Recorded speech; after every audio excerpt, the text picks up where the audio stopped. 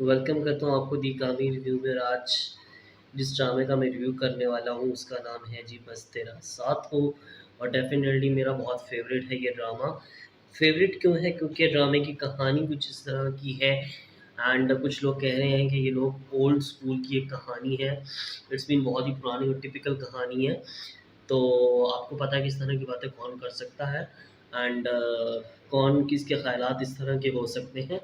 By the way मेरा बहुत favourite drama, मेरा नहीं बल्कि फ़िलहाल आजकल ऑडियंस का बहुत ज़्यादा फेवरेट हो रहा है। अगर टीआरपी का देखें, व्यूज़ देखें, तो it's to my favourite project now to be airing. जितने भी इस वक्त ड्रामे हैं वो चल रहे हैं। तो इसकी लेटेस्ट एपिसोड जब मैंने देखी जहाँ पर इनके जो ताया जान हैं मुरसलीन साहब, वो अच्छा खासा तमाशा क्रिएट करते हैं उसको बिजनेस से आग करने के लिए। एंड उस चीज़ पे दादा बार बार कह रहा होता है कि तुमने ये नहीं करना। तो मेरे ख्याल में अनस को दादा की बात सुननी चाहिए थी। जब उसकी बीवी उसको इतना ज़्यादा कॉन्फिडेंट कर रही है, उसकी दादा जो उसके लिए बहुत ज़्यादा ज़रूरी है, वो उसको इतना ज़्यादा कॉन्फिडेंट कर रहे हैं, तो फिर अनस को साइन नहीं करना चाहिए थे। जो उसका हक है, अपने हक के लिए आपको लड़ना चाहिए। अगर जहाँ पे आपको लग रहा है कि आपका हक है और आपका हक मारा जा रहा है वहाँ, तो वहाँ पे आप डंके की चोट पे डट जाओ, क्योंकि वो आपका ही हक है। मुरसलीन ने कभी भी अनस का नहीं चाहा, भला नहीं चाहा उस बंदे ने। ये अनस को भी चीज़ पता है। अगर वो मुरसलीन खुद को मारता तो मार लेता, कुछ ज़्यादा फ़र्क नहीं पड़ना था। उसने मरना ही नहीं था, क्योंकि उसके अंदर इतनी गैरत है ही नहीं वो आसानी से इस तरह मर जाए, वो भी सिर्फ़ एक गोली से। उसको कोई 10-15 गोलियाँ मारोगे वो फिर भी नहीं मरेगा, क्योंकि बेगैरत इंसान है और बेगैरत इंसान जो है वो इतनी आसानी से गोलियों से भी नहीं मरते। डेफ़िनेटली उसने है ना उसको ब्लैकमेल करना था, ब्लैकमेल कर कर उसने वो प्रॉपर्टी में से सॉरी बिज़नेस में से उसको आग करने के लिए ये सब कुछ कर रहा था। एंड जब वो हो जाता है तो फिर दादा कहते हैं कि तुमने गलत किया, तुमने एक यतीम का हक खाया है और अल्लाह तुमसे पूछेगा। और कहते हैं कि अल्लाह आपसे नहीं पूछेगा। मतलब ऐसा बदतमीज़ बेटा है ना मुरसलीन। कहते हैं कि जैसी करनी वैसी भरनी। और मुरसलीन जिस तरह अपने बाप के साथ कर रहा है, वैसा उसके बेटे शयान ने उसके साथ करना है। अच्छा, शयान और शयान की मम्मा बहुत ही कमाल के हैं। मतलब वो आता है और जब उसका सामान घर से, कमरे से, रूम से बाहर निकाल देते हैं, तो उस अपने बेटे को बताती है कि भई इन लोगों ने तो भाई सामान बाहर फेंक गया। तो कहता है कि कैसे ये सामान नहीं रह जाएगा, तो कचरा किसको कहा? अच्छा, मतलब कि इस पॉइंट पे जब उसने उसको कचरा भी कहा, इवन के वो सामान लेकर ज़बरदस्ती एंट्री भी कर रहा और अनसा ने आगे जाके अपना हाथ फैलाया और उसको रोकने की कोशिश कर रही है। अनस को करना चाहिए था ये। अनस मतलब कि चुपचाप देख रहा है और बड़े तमीज़ से कह रहा है कि ये सामान अब अंदर नहीं जाएगा, क्योंकि अंदर जगह नहीं है, खाली नहीं है मकान। वो तो ठीक है, मतलब दाँतों के भूत का तो बातों से कहाँ मानते हैं। मतलब ठीक है, पहले थी आपकी जो है वो चाची जान थी, ताई जान थी, तब तक तो ठीक था। लेकिन अब शयान आ चुके हैं और उससे अंसा लड़ रही है, तो ठीक है, अंसा ने फिर उसको किया और वो फुल ऑन मम्मी डैडी में बच्चा बना हुआ है और गिरते साथ ही पीछे से उसका बाप आ जाता है। और क्लियरली मेंशन था भाईजान, डायरेक्टर कासिम मरीज़ साहब, भाई क्लियरली मेंशन था कि वो पर्दे के पीछे खड़ा था और इस बात का इंतज़ार कर रहा था। कोई नेचुरल नहीं था कि अचानक से ऊपर से आया था। मतलब कि इन पूरी फैमिली के अंदर किसी बंदे को कोई काम है ही नहीं, ये बात तो पक्की है। मतलब शयान के बाबा, मुरसलीन साहब, शयान खुद और वो बेचारी जिसको मतलब कि शरीन, जिसको ना तो ये लोग रोमांस करने दे रहे हैं, ना ही उनकी शादी कर रहे हैं। अच्छा, एक बहुत इम्पोर्टेंट सीन चल रहा है। मुरसलीन अपनी बेटी को समझा रहे हैं कि भाई तुमने जो है वो ये कर दिया, वो कर दिया, तुमने मुझे धोखा दिया, ये किया। जिन्हें अब मेरे आइडियल, जो हमारे आइडियल थे ना, हम वो कायद आज़म थे, इलामा इकबाल थे, जिन पे हम मज़मून लिखते। और इसका आइडियल फ़ाहम है, ये फ़ाहम पे मज़मून लिखे कि ये तो कह रही बाबा आपको मसला क्या है? जब मैं सच नहीं बता रही थी तब भी आपको मसला था, अब मैंने सच बता दिया फिर भी आपको फ़ाहम से मसला है, आपको डेफ़िनेटली मसला क्या है? तो वो कह रही है कि मेरा आइडियल है। मतलब मोहब्बत भी कह सकते हैं कि मोहब्बत करती हूँ, प्यार करती हूँ, ये कहने की क्या ज़रूरत है कि मेरा आइडियल है। आइडियल इस तरह के आइडियल होते हैं यार, फ़ाहम जैसे आइडियल है। ख़ैर शरीन जैसी खुद है उसको वैसे ही लगेगा ना। वो कह रही है कि भाई तुम जूता पसंद करने में, अच्छा इतना ज़रूरी सीन चल रहा है और नीचे से फिर आ जाती है मुरसलीन, ये देखो ना ये सामान ले आया। तो वो कह रहा है कि मैं बहुत बिज़ी हूँ, बहुत क्रिटिकल में इश्यू में फँसा हूँ, तुम माँ-बेटी जो है इस चीज़ को छोड़ो और तुम लोग ऊपर आओ और अपनी जो है वो अदालत लगवाओ। तुम यहाँ पर वो मामले को रफ़ा-दफ़ा करने के चक्करों में थी। दोनों सीन्स जो है थोड़े बहुत मिस मिक्सचर कर दिया गया है, लेकिन कोई बात नहीं, ऐसा होता है छोटे छोटे शहरों में, हिट ड्रामों में ऐसी बातें हो जाती है, तो ज़्यादा मसले वाली जो है वो बात नहीं है। अच्छा, फिर जो है वो शयान एंड जो है अंसा अपना सॉरी शयान अंसा जो वो अपना रूम डेकोरेट कर रहे होते हैं, जो फर्नीचर देखने के लिए वो जाते हैं ना, उनको महंगा लगता है कि बहुत महंगा फर्नीचर। अंसा कहती है कि नहीं, इसके साथ सोना थोड़ी ना लगा, इतना महंगा फर्नीचर। अच्छा, मैं तुम्हें एकदम से भी सीन आ रहा था कि मैं तुम्हें दिखाती हूँ, हाँ, जहाँ पर मेरे अबू लेने आते थे वहाँ उसको ले जाती है, और वहाँ से फर्नीचर, ये फर्नीचर को रिपेयर फर्नीचर लग नहीं रहा था। जो फर्नीचर हमें दिखाया गया, जो बेड दिखाया गया हमें अनस और अंसा का, वो कोई रिपेयर बेड था नहीं, अच्छा खासा महंगा बेड लग रहा था, एंड लग रहा था कि अच्छा, मतलब कि लग्जरी जो है वो बेड है। फिर भी आपने ये शो करना है कि ये शायद रिपेयर फर्नीचर में से आया, तो ऑडियंस पागल नहीं है। आजकल की ऑडियंस चैट जीपीटी वाली ऑडियंस है, वो वहाँ पर कुछ भी सर्च करके पता कर सकती है कि ये चीज़ कहाँ है, कितने की है, कितने पीस की है। तो आजकल के दौर के अंदर पागल बनाना किसी को, क्योंकि नॉट अ पीटीवी एरा, ये पीटीवी का एरा है ही नहीं जहाँ पे आप किसी को कुछ भी दिखा दोगे उसको देख के मान जाएंगे। एंड डेफिनेटली अब चीज़ें चेंज हो चुकी हैं, हर चीज़ चेंज हो चुकी है। मगर मेरा क्योंकि ये फेवरेट ड्रामा है, अच्छा, क्रिटिक्स करने का ये हरगिज़ मतलब नहीं होता कि कीड़े निकालो हर चीज़ के अंदर, ये ऐसा क्यों था, वो वैसा क्यों था, क्योंकि कुछ हमारे जो है ड्रामा क्रिटिक्स ने इस चीज़ को अब अपना जो है वो ऐसा ही बना लिया कि भाई हमने इस हर चीज़ के अंदर जो है कीड़े निकाल रहे हैं।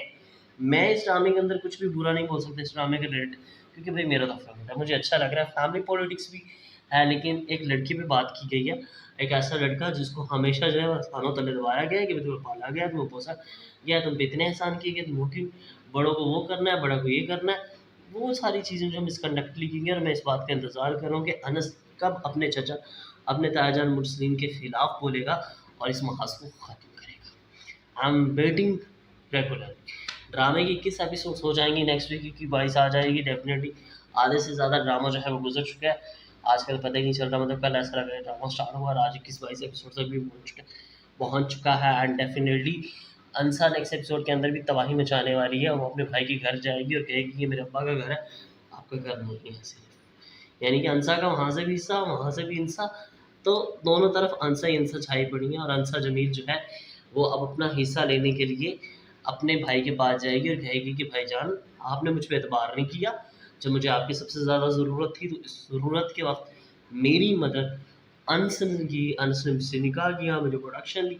तो डेफिनेटली फ़िलहाल ये ड्रामा मुझे बहुत अच्छा लग रहा है, अंचल भी बहुत अच्छा रहा।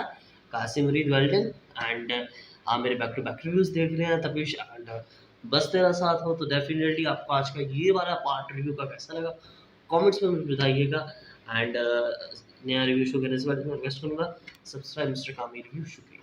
I am here with new other review and totally मेरा जो तपिश के ऊपर रिव्यू होता है ना, वो उसमें बहुत ज़्यादा इंटरेस्टिंग होता है, क्योंकि मुझे लगा होता है कि मुझे खुल के बोलने का मौका मिलेगा, क्योंकि वीकेंड के अंदर एक ही ड्रामा आता है जिसके ऊपर मैं बिल्कुल खुल के बोल सकता हूँ, जिसको मैं खुल के क्रिटिसाइज़ कर सकता हूँ।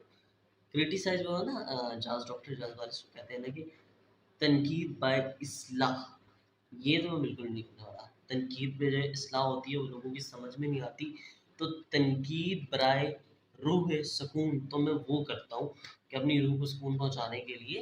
एंड जो चीज़ें मैं देखता हूँ वो चीज़ें जो है मैं अपनी वीडियो के थ्रू आप तक पहुँचा देता हूँ कि भाई मुझे ये चीज़ स्वाह भी नहीं लगी, समझ भी नहीं लगी, काइंडली आप इस चीज़ को ठीक कर लो। तपिश जामी की जो राइटर है ना, रेहाना आफ्ताब, और जब रेहाना आफ्ताब लिखती हैं तो मेरे माइंड के अंदर एक चीज़ तो लाजमी होती है कि हीरो बहुत ज़्यादा टॉक्सिक होगा। इट्स मीन कि उसके पास बहुत पैसा होगा और वो बंदा टॉक्सिक होगा इन एवरी कंडीशन। पास्ट में उसके साथ कुछ ऐसा हो चुका होगा, इन फ्यूचर उसको एक लड़की पसंद आ जाएगी जिसको वो इंतहा मरने लग जाएगा।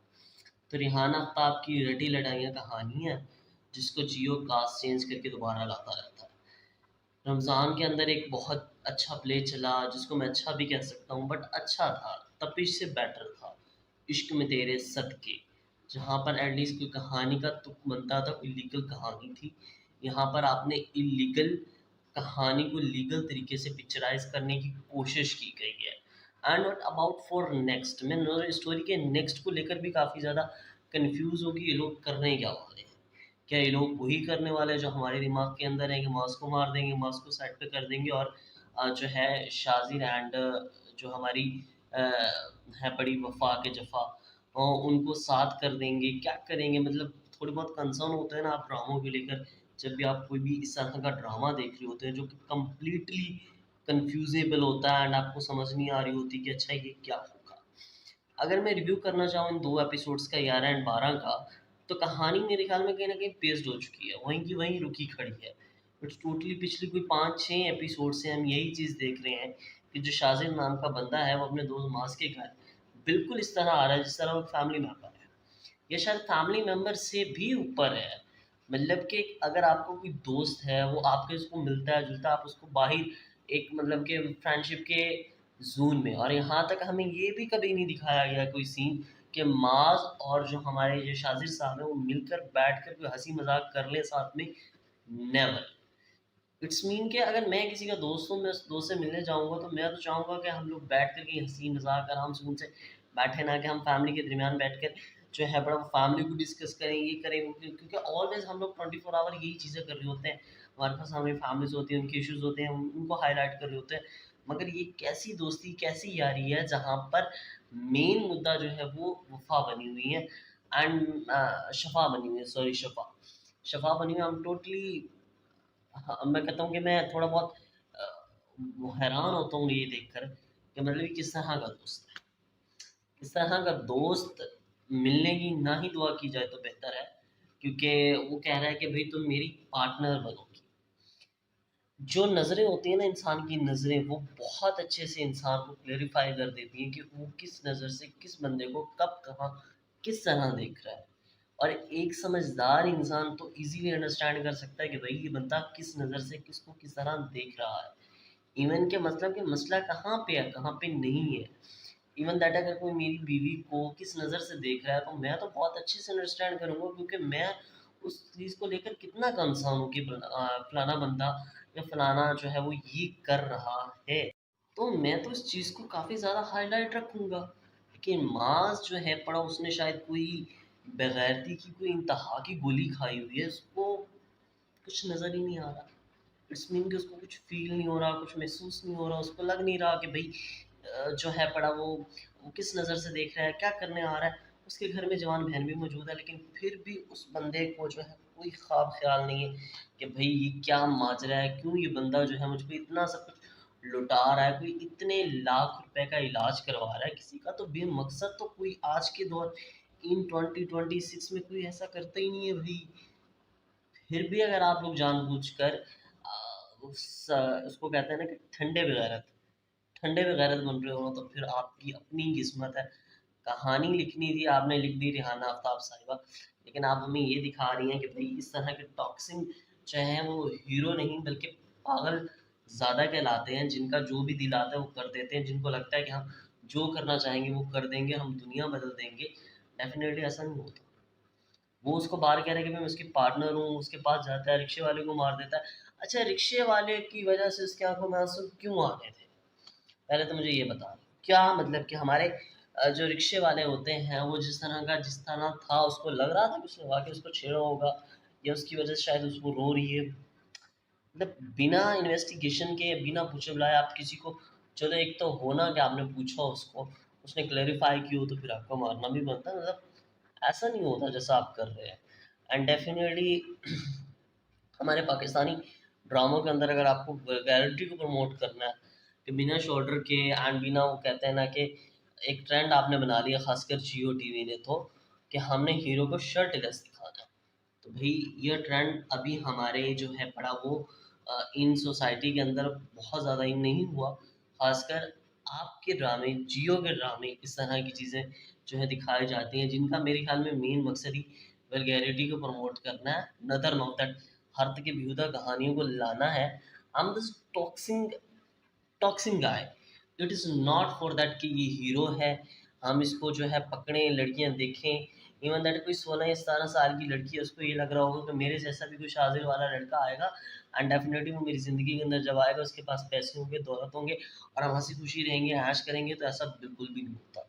ये सिर्फ हो सकता है तो सिर्फ रेहान आफ्ताब के ड्रामों में हो सकता है, या जियो के ड्रामों में हो सकता है, जिनकी खासी अच्छी प्रोडक्शन है, तो अपनी प्रोडक्शन का अच्छा इस्तेमाल करने की बजाय बुरा इस्तेमाल करते हैं।